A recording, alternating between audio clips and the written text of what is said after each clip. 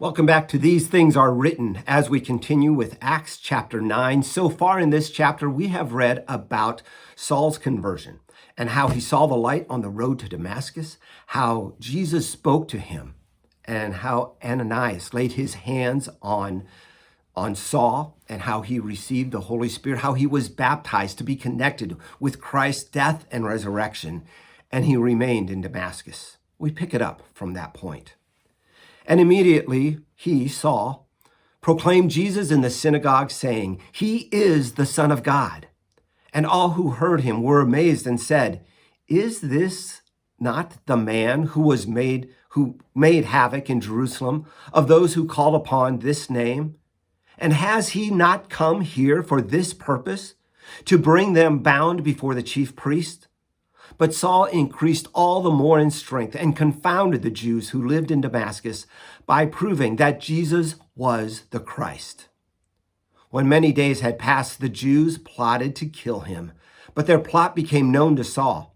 They were watching the gates day and night in order to kill him, but his disciples took him by night and let him down through an opening in the wall, lowering him in a basket.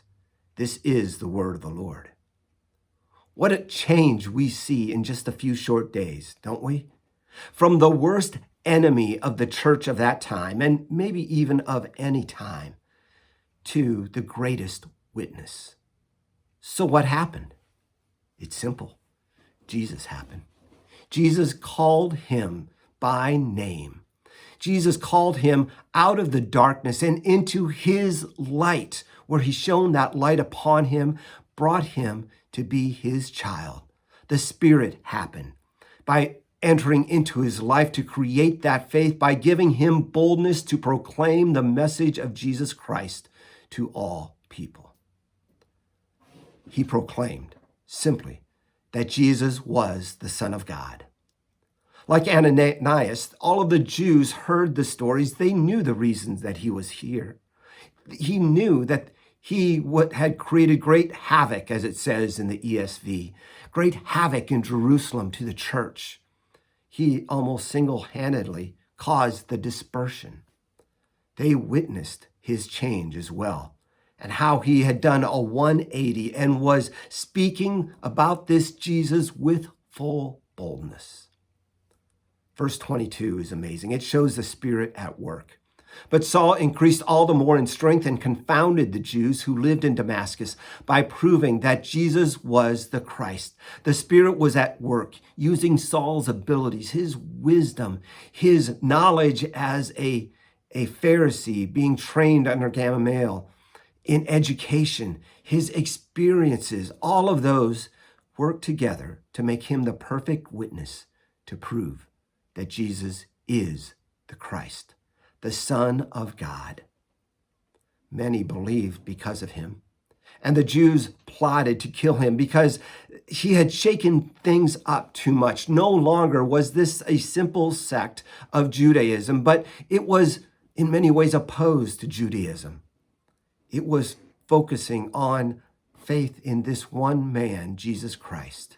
The Jews then wanted to kill him. They were watching the gates for him to leave both day and night in order that they might put him to death. But his disciples, when Saul had learned this, his disciples, his followers, his students, so to speak, lowered him over the wall in a basket to safety.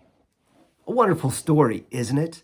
And there are 2 points that I want to make about this. First of all, man's plans cannot outwit God and his people. God is in control. God will persevere and lead his people to safety. That is true in this part with Saul. Man's plans couldn't outdo God's plans to have Saul be a witness to the nations. Second of all, God has given us all gifts and abilities. He has prepared you for such a time as this, to be able to be the one that he uses to witness to certain people as well. Be looking for that. Be watching for that. Be willing to open yourselves to the witness of Jesus Christ, wherever that may be. Go now in peace and serve the Lord. Amen.